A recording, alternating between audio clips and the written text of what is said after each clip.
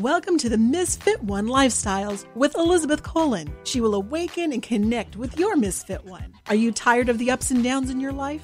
Are you ready to live a healthy lifestyle once and for all? We are talking about all aspects of your life. Being fit is not just physical, it's also your mind and soul. Learn how to take steps in your life to move towards your goals. Elizabeth's goal is for everyone listening to the sound of her voice to get fit. Let's get focused, let's get intentional, and let's transform. Now here's your host, Elizabeth Colin. Hey guys, welcome to another amazing episode of Misfit One Lifestyles. I'm your host, Elizabeth Colin, and my guest today is someone who helps other people communicate. That's her superpower. I am just so ready to talk to Miss Meka Har-ris. How you doing, girlfriend? Hi, I'm well. Thank you. Thanks for having me. I'm so excited about being here today. So, yeah. Listen, I'm beyond excited because, not only are you a speech language pathologist, which is like, wow, you guys are the silent heroes, seriously. And that's 100% facts because you guys do amazing things. Well, thank you. I mean, that's an honor, and we tend to think we do, it's a very, very rewarding career, and to meet so many amazing little people and adults, families. I feel like sometimes the best part of my job is being able to work with families and connect with people. And so watching them get so excited about the speech therapy journey that they're going through and helping them succeed, it's so exciting. It's very exciting, when someone reaches their goal and we can exit them from speech therapy, it's a party. Yes. Yeah. Okay, so let's back it up a little bit. Let's tell everybody what a speech language pathologist does. And then I got to tell you my personal story and why you guys are my hero. Okay, go ahead. I can't wait to hear that. So yes, a speech language pathologist is an expert in communication. So we evaluate and treat and diagnose children all the way to adults with speech and language disorders, communication disorders, even swallowing disorders and voice disorders. So you will see a speech language pathologist in so many different areas, from working with babies with swallowing and feeding issues, all the way to an adult with swallowing and feeding issues, due to stroke or traumatic brain injury. Yeah. So that's wild to me because I never thought of it that way. I know my daughter, who has now graduated from college and she'll be 22. But when she went to kindergarten, the teacher pulled us aside because she couldn't say school. Okay. Right? She couldn't say school. It was another thing that she kept getting the back. But when I would say it wrong to her, like I would say, "Oh, you going to school?" Because she would say it some crazy way. And she was like, "No, I'm going to school." And she could hear that she was saying it. I was saying it incorrectly, right? But she thought she was saying it correctly. Yeah. And I just thought it was funny because how kids cannot pronounce words sometimes. It's like not a big deal. Right. But when she was in kindergarten, I'm never going to forget Miss Jones saved, just a lifesaver for us. Wow. She pulled me aside and said, "Hey, can we get her some speech lessons because of this?" And I was like, "Sure." She said, "Well, it's going to take her out of class for a little bit and, blah, blah, blah." And I'm like, "Yeah, let's take her out of class. Let's do it." Now, keep in mind, Meka, my husband at the time, did not want her to do it. Because he was like, "That's going to put a stain on her record. She's going to be in special classes, blah, blah, blah." I was like, "Special? Yes, she is special. I want her to understand how to speak." Right. And what you're saying is, I hear that all the time. And it's so it's so, like trying to make sure that parents feel comfortable with their child, being pulled out of class, that they feel empowered, that, look, this is something that a lot of children go through, but we're trying to get her over this hump, especially at such a young age, because when you don't address it this early, those problems can linger and linger, and so trying to get both parents on board, family members on board is very important, because they don't, no one wants anything out of place. No one wants a label. No one wants to be pulled out. Why do I have to be pulled out? Right. But we have to kind of change our perspective on that. When it comes to helping those with communication disorders and people getting certain treatment, because that was weird. Mm-hmm. To me, I never even thought about it. If she need help, get her help. Right. I never once thought about, well, she's going to be pulled out of class. Yeah, she need help. Yeah. Like, I never ever thought of it as a negative. I thought it was a positive, because the teacher recognized it and was like, let's isolate this. And like you said earlier, to have them released, she wasn't in there. They thought it was going to be like the year, Yeah. She wasn't in there but a couple of months, and she got it. And when I tell you, she has such a beautiful speaking. I mean, she speaks so amazing now. That's great. And it's because of people like you. Yay. And look, and parents being on board like you, that support their children, that know that, like, this is what they need. And then when you can see that your child is going to thrive after these services, looking at their potential. So I'm so glad that she made the progress that she did. And then, for someone to say to her, like, oh my gosh, your speech is beautiful. And then that can be her testimony to say, look, I was once in speech therapy, so it empowers other people too. You know what? I don't even think she remembers that, to be honest. Really? I really don't. I have to ask her. Yeah. Because most adults, when, I tell them that, I'm a speech therapist or speech pathologist, they'll say, oh yeah, my little sister did that. Or I did that when I was in elementary school, and they can remember the name. They can remember what prizes they got, in the school system. It's so fun, working with little ones, because they feel like everything's a game and I get to win all these prizes just for saying these words, Right. So, what ages do you work with, by the way? So right now, and for the past, probably, I've been a speech pathologist for over 17 years. So most of my caseload throughout my career, I've worked with children from birth up until age 21. So right now, though, I think my youngest is about 18 months. And so my oldest right now is 11. And so, but usually it's that 18 month to like 5. That's where, like, I see a lot, you're going to see kids with speech and language difficulties, especially as they start to learn to speak. And so that age group, birth till about 5, is, your magic zone. That's your jump. Now, how can you teach an 18-month-old? Like, how can you do that? Well, usually when you have children at 18 months, like, especially with babies. So when you see a little one, a baby that's quiet, that's not babbling, that's not really responding to things at like 6 months or 7 months, and then they're not really active. They may not be crawling and starting to do those things that you feel like babies should be doing, right? And so it's not as much as how well they're able to speak, because we know that they're not going to be using words that young.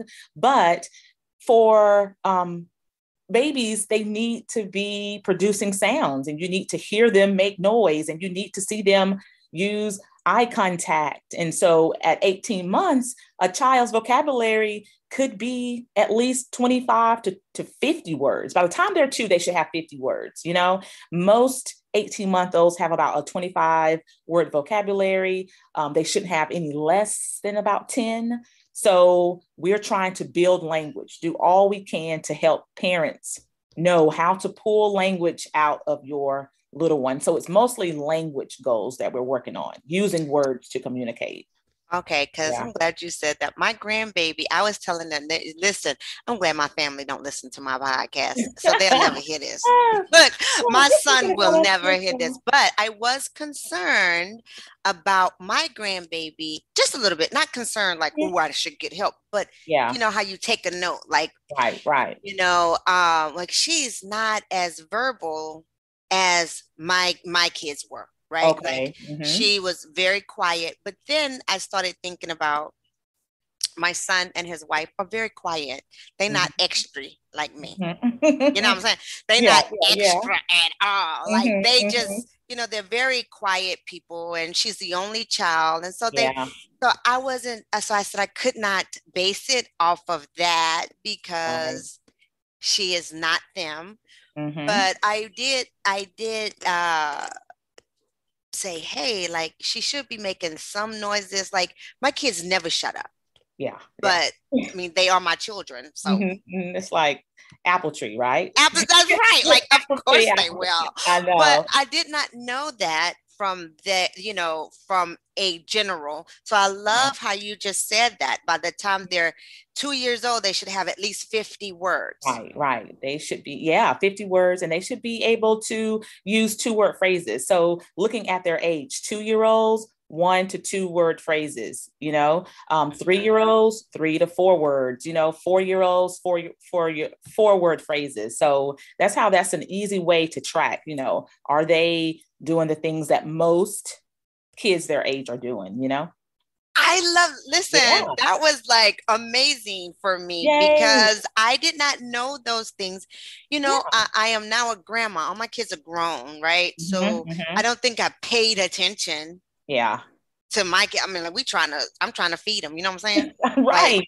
Exactly. You know, and that's what most, you know, and I tell parents that, and even, you know, in the upcoming book, I talk about how we're trying to just feed our kids, entertain them, and make sure they're safe, right? Because they can be fearless.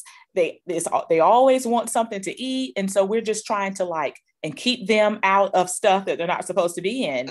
And so then sometimes we tend to kind of forget about some of the other parts of their development. So I get it. You know, it's just like, okay, I got to think about more than just feeding them snacks, you know, let's work on some building the language. Are they asking me questions, and are they commenting on books that we're reading or things that they're seeing, you know, when we're riding in the car? So it can be a lot. And so, you know, I love that. And you just dropped that. We're going to go back to how you kind of like skipped over, you know, in my book, and then you kept talking. I'm like, well, pause.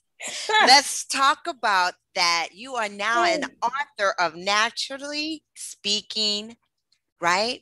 Right. It's Naturally Speaking, a Parent's Guide to Building Strong Communicators.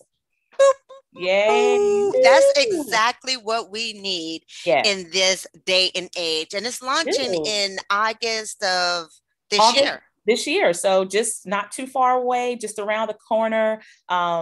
So that book will be released in August. So just keep a lookout on the exact date, you know, of the book launch, when you'll be able to order, and your copy and all of those things. So, okay, where do we keep a lookout at? Do you give us your website, or how can we pre-order? Yeah, so you can go to naturallyspeakingbook.com, and you'll find out where you can subscribe to the email list. So naturallyspeakingbook.com, where you can sign up, and then that way you can get emails about the book.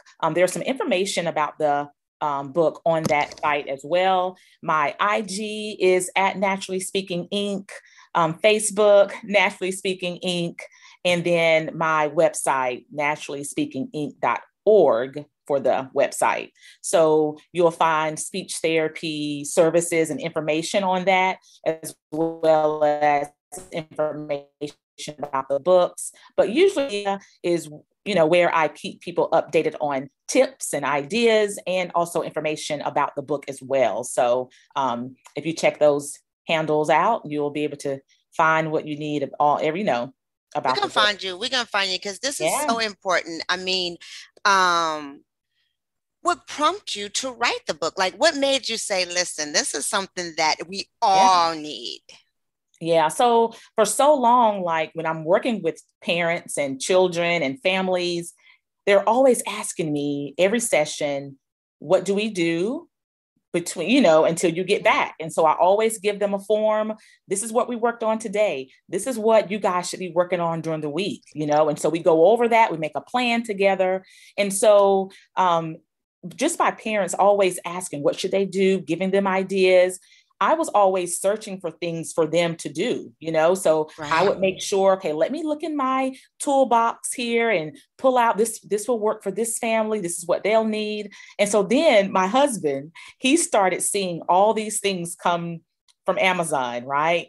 He's just like, did you order another speech book? I said, yes, I think this is really going to help one of my families. And then 2 days later, he's like, then he said, you need to write your own book. He said, come up with your own stuff, create your own thing, and I'm like, no, I'm not going to reinvent the wheel. It's fine.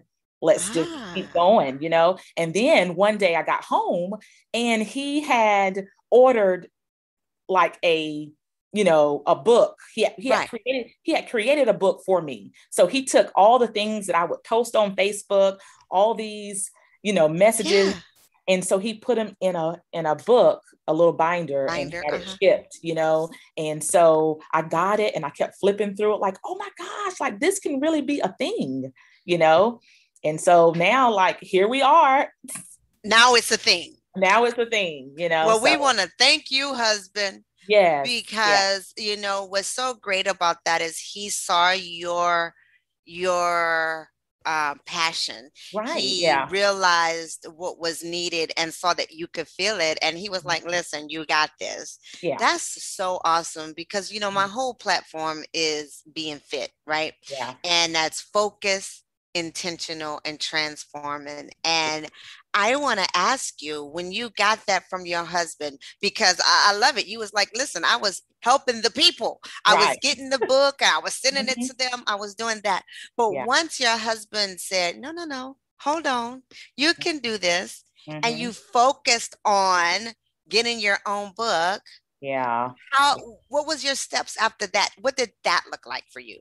I mean, I think that day, just by seeing that, I was just so excited, even my son, he's 12 and he was so excited too. And both of them are always like, they think I'm just like Superwoman, they're like, you can do this. You should be doing this. I'm like, y'all, like, it's only one of me, And so they have all these big like ideas and dreams. I'm like, yeah, I need that. And so when he had that book and to hold it and to flip those pages, it just made it, real. Like very tangible and real. Yeah. And so I'm like, okay, this can happen. And so after that, talking to him about it, going through like ideas about the book and who's going to benefit, ages, how are you going to organize this? Like just brainstorming. Right. And then brought it up to a friend of mine who has been probably, encouraging me, since about 2005, I met her. And so she actually gave me my first job. I guess that was 2004.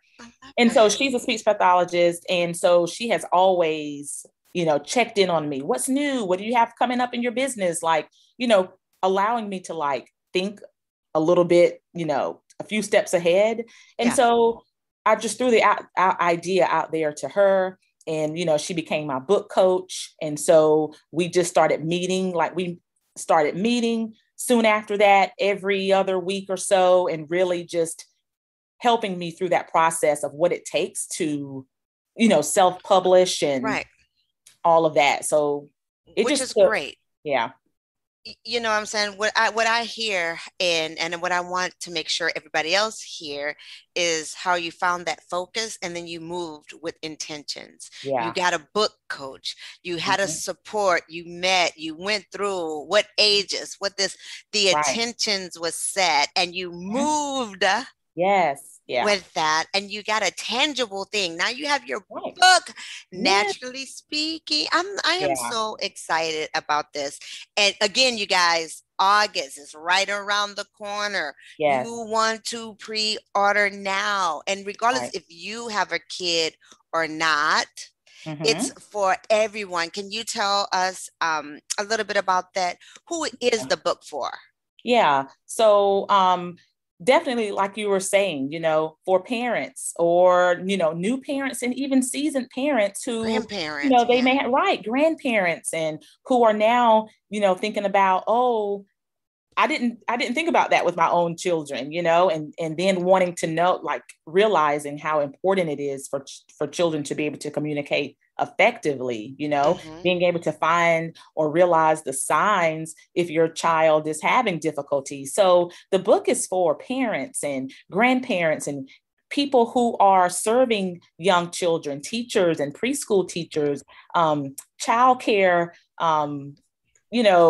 service providers, and everyone who has a little or young person that they love and that they take care of. Because like you said, if you don't order it for yourself or for your family, I'm sure there's someone that you can gift that to.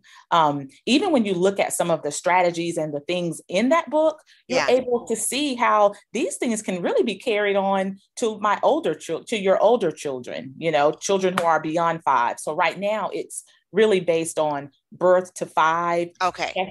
Catching those children at that young stage, those very, crucial time in their development. And so, yeah, I think that's going to be. That is important. I'm definitely getting one because my grandbaby will be 2 in February, but now she is talking more.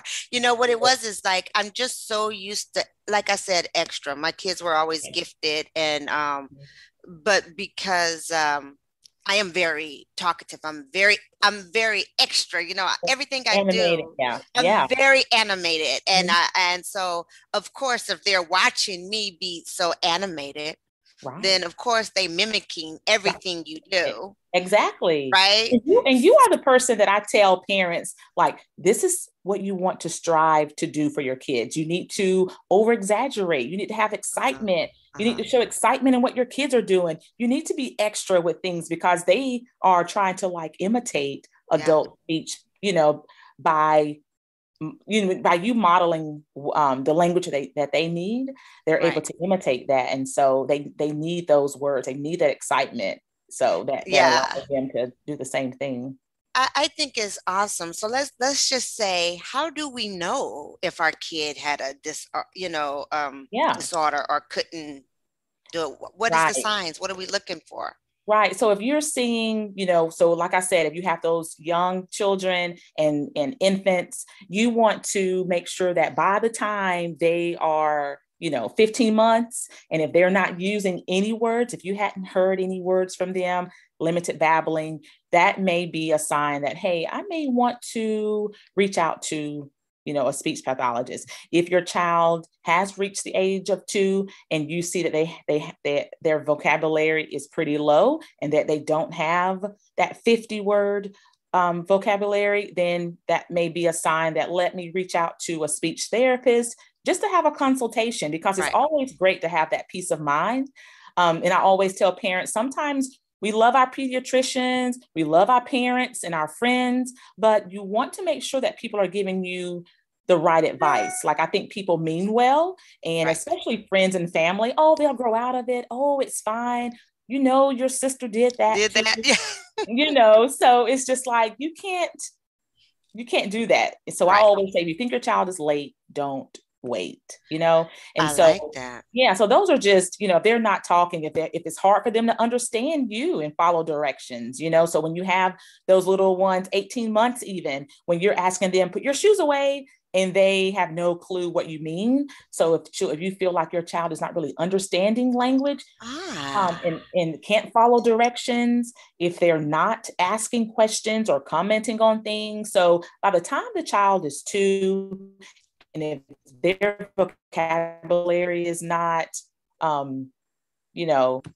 that mark, then that there may be some delays or disorders. But even when you get to older children, if you have 4 and 5-year-olds and you still maybe can't understand anything that they're saying, then they may have more of a speech or articulation disorder where it's hard for them to produce or make certain sounds. And so even kids past that 4 to 5-year-old age, you should be able to understand them close to 100% of the time. And if you're not, that may be a sign that they, may have a speech disorder too. And if they have a disorder, what do we do? If we say, hey, I don't know. I don't know if they are speaking enough or I can't understand them and they're not following directions really. What do you suggest we do? Well, first you want to reach out to the communication expert. So you can look me up on Naturally Speaking Inc. definitely. And yes. Most speech pathologists, if you look up speech therapists near me, you're able to find a speech therapist in your area and just say, hey, am I able to do a 15-minute consultation? Most of the time they're free of charge. My consultations are free of charge. And so that's always good to schedule that, to have a few minutes to talk to the expert so they can know how old is your child, what things are you seeing? And then they can go from there like, oh, that is typical for their age, or no, they should be doing these things. Let's bring them in for a formal evaluation where the child can be evaluated and by the speech pathologist to see if, what they're doing, to see exactly what they're doing. What do are they making eye contact? Do they have the attention? All of those things. Do they know how to play appropriately with toys, for younger kids? All of those things. Are their play skills developing okay? So it's just a lot. Girl, I'm loving this because my mind is going as you're speaking, and I know everybody who hear you doing the same thing. Now we judging. Now we like, wait a minute, is my baby doing that? Like, wait. I know. Let's see here.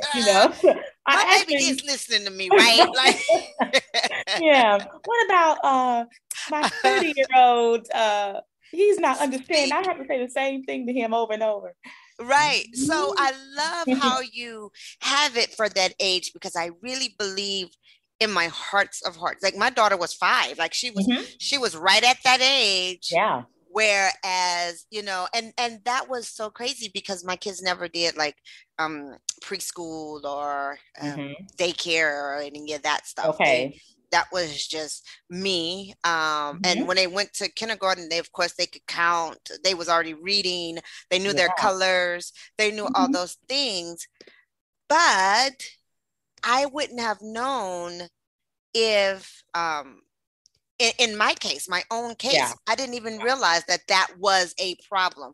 I just thought it was cute. She couldn't say like napkin. It was the and the was the words that got her. And I kept looking at her tongue because I kept saying like, do this, lift your tongue up. Exactly. And she was able to do all of that, but she just couldn't put it together. And I did not have the skills that is required. And I love the fact that you said, oh, remember your sister did that? Because it is something that we have seen in several generations. It's not like an abnormality for kids not being able to pronounce certain words. Yeah, exactly. And it's typical, it's as your child is learning to speak and they're using words more, you will see them or hear them, produce sounds incorrectly. Like we understand that, but when they are beyond 3, around 3, 75% of the time, you should be able to understand what your little one is saying. Those 2-year-olds, they're going to have some issues. However, you want to kind of focus on the language, but you also want to focus on too, are those errors or the speech sound errors that they're exhibiting, is it, so high or they have so many that you can't understand them, then they may have a little more, of a severe type speech disorder, not just, mispronouncing some words here and there. So that's why I feel like this book is important, because parents can have it in their library to kind of look at the charts, look at the things in the book that tells you what your child should be able to do, but then just getting the information out there to build the awareness. So someone will know, like, even though they may have heard someone do that in the past, just really knowing, is this really something that's okay, age appropriate. Okay, yeah. And you know what, too? I wanna put it out there for everybody that it's not a bad thing. Like Right. a lot of times people think, oh my I gosh, know. I Mm-hmm. can't believe this is happening to Right. yo. I Yeah. can't believe it's like what? She just need a little help. Like I don't. I'm so confused. So can you put parents ease their mind at ease on the fact Yeah. that it is most of the time fixable, or is it? Is it Yeah. not? Yeah. Oh, definitely. So, and that's the thing about with speech and language. These are typical things that kids go through. However, some kids in their development, they can speed through things and they're going through those stages and they just seem to be advanced, and it's just the way their brains are wired, and we're Right. all different, and it's just, if your child has to learn things in a different way, if you have to get a different route to get to this endpoint, like, take advantage of the resources, Right. and be willing to know that, hey, my child is not going to be this cute little 2, 3, or 4 year old forever. Correct. You want to raise your child to be able to be at the point where they have confidence, and they want to speak, because that's the thing about it. Some kids, they're not really worried about it at this age, at a young age, but as Right. they start to get older, if those things linger, then it could kind of, it plays a toll on your self-esteem. And so parents, these things are fixable. It's just talking to the right people and getting them in speech therapy if that's what they need, because like your child and your daughter went through a few months, some kids only need a few months, some kids may take 6 months or a year. And so it just depends. You want to be able to know too, how can you help them at home? How can you work on these things and make them feel good about it? Right. Right. And what I am so happy you came on today, because this is something that a lot of people, again, don't even think about it. And my goal is, like I said, I want us to be fit. Like, let's get it together, you guys. And I'm not just saying fit as in physical fit. Right. Yeah. I mean, and you hit on it right there when you said it really does mess with their self-esteem Right. if they are unable to communicate. Yeah. I see that right now in my grandbaby. Like, she gets embarrassed, which is funny because you don't think kids can get embarrassed. Like, you know what I'm saying? Right. So she communicates, what she wants, but if she doesn't get what she gets upset, and she gets embarrassed, like if she didn't do something, and then she's angry, which that anger come from her grandma, you know what I'm saying? Like, I don't hit the embarrassment moment. I'm just mad. I'm like, right. Yeah. And they do, and you see that. And that's another yes. sign too. If you see that your child is backing away from those social interactions, if your child doesn't want to be around people, if they become upset and frustrated when they're trying to tell you something, so those are things that, okay, let's talk with someone to know, like, what are some things that we can do to help them communicate? Because right. When we look at kids' areas of development, like, we want to look at their cognitive. Are they processing information? You're looking at the physical part. Can they jump and run and write and all of these? And then you're looking at their communication. Are they able to effectively communicate their wants and needs? And so if they have trouble with those areas, we're trying to figure out what's going to help them, because I know when back in the day, when you're talking to your grandma about walking and stuff, it's like, that baby needs on some walking shoes. City shoes. Yeah, girl, that's me. Put them shoes on that the baby. wrong shoes.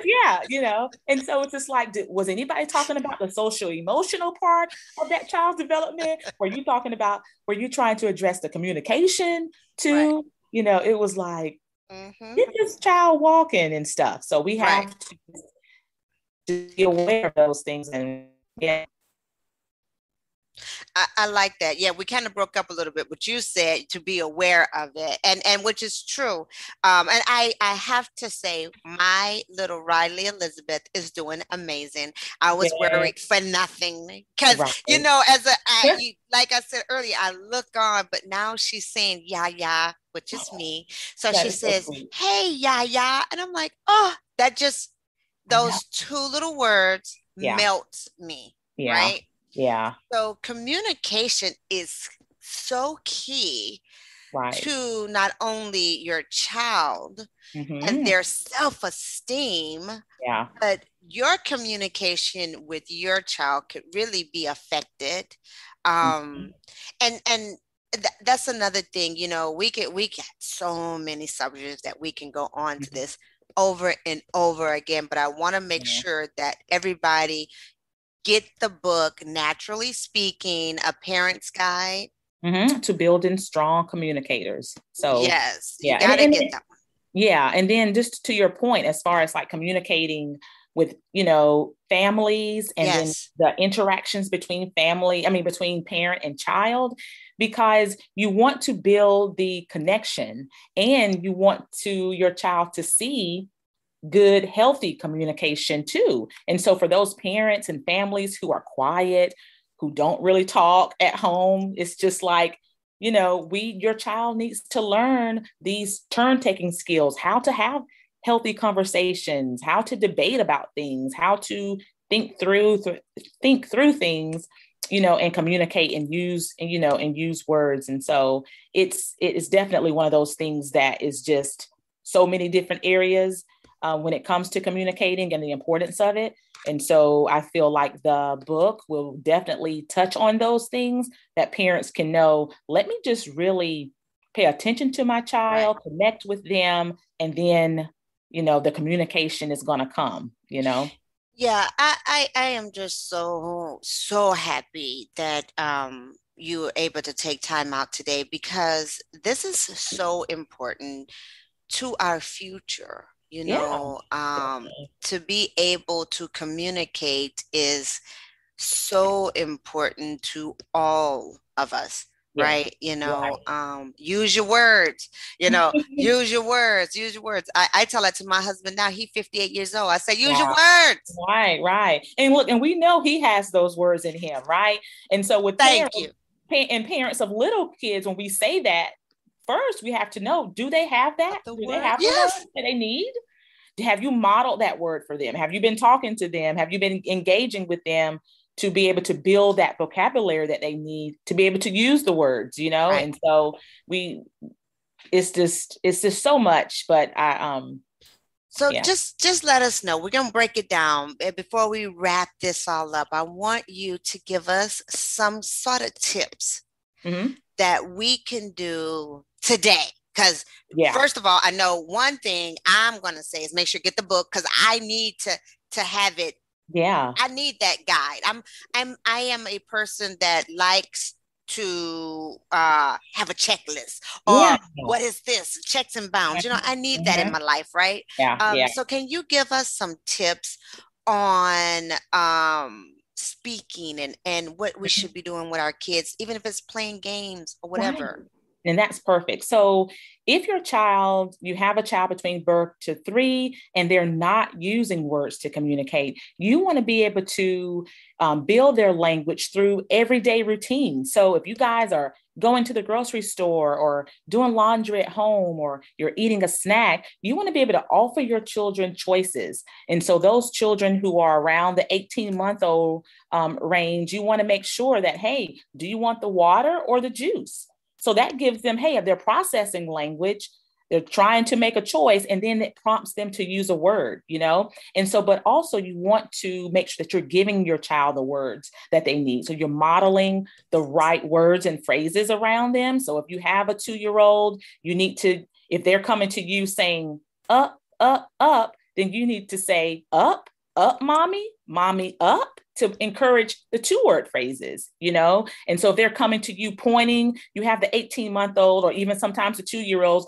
they're pointing up to, you know, the refrigerator and things like that. Right. Then, so you're kind of waiting and seeing, what do they need? Let's see how they're going to vocalize first. And then you model the word that they're looking for, you know, juice, drink, you want drink, let's go get drink. So it's like, you kind of expand on it, give them the word. And then when we talk about like speech sound errors and articulation, and you're not understanding your child, you want to make sure that you're giving them a visual cue. So if your child is having difficulty using an S sound, you want to make sure you have them watch you as you say the word. So it's like, oh, let me hear that snaky sound. Can you make a hiss? Smile big, let me see your teeth, so it's just all these things that you want them to watch your face. You want them to be able to hear the sound and then practice it with you, as you guys are going throughout your day. And you can do those things, I Spy, in the car, at the grocery store. It's all about them hearing those words, but being able to see what they look like on your face and how useful they are when they start to know that, hey, this new skill I'm learning helps me in my environment. I can now ask my mom, go outside, please, and all of these things. So right. I love it. You are so phenomenal. I Thank am you. so excited about the book. And just so everybody know, I say extra instead of extra because my mother-in-law, and this is so funny, that's why it's of all ages, my mother-in-law, who now passed, but she was 80 years old. I met her at like 70. So, and she always say extra to the day she died. She said, they got extra in there. And I used to think that my husband was lying when he said that. So when I first heard her say that, I like to die. And it's so funny now that I'm speaking to a speech-language pathologist. That's a perfect example of getting it fixed at a young age, because at 80, she was still saying extra, highly intelligent. I mean, such a successful, amazing woman, but the speech was never corrected. Because that's just how she says it. Right. And, a lot of this, when we talk about speech and language, it can be a little like touchy for some, because you don't want to change who this person, who they are and their cultural differences, because, difference doesn't necessarily mean disorder. So when we look at like dialects and people using words that are, what we call the African-American vernacular, like all of these like Ebonics. And so it's like making sure that people understand, like, this is a language, this is how we speak. And, the whole controversy about code switching, I'm not code switching today, and trying to change. So I feel like a lot of times, even my own grandmother, I would say, try to correct her, and she was like, as long as thank you, that's exactly it. Fine, so she said what she wanted to say and how she wanted to say it. And when I was home, I said it like that too. I ain't going, we say what we want to say. Exactly. That's who we are. That's how we communicate. And, we're not trying to change those things. And that's who we are. We should be proud to be able to communicate with one another in a way that we are still professional. We are still, can get our point across, but we want to add some flavor to it too, Well, I am so happy that you came today, because I'm fixing to really get it together over here. I hear you. Yes. Again, you guys, go out, get the book. You can get it at tell us again how they can stay connected to you, where they can find the book. Okay, so you can do the naturallyspeakingbook.com, and you can sign up for our email list to be able to get updates about the book. You can go to our IG and Facebook groups, the Naturally Speaking Inc., and you can get tips. And you can also click on the link in the bio to be able to sign up for the book as well. Sign up for the email list, but I will send those messages out. I'll send messages on those social media sites to let you know when the book will be released, and the link will be there for you to purchase it. So those links, you can purchase it right there online. And the date for the book will definitely be early August. And so we will give that date out, as soon as possible. But that's it. It's coming.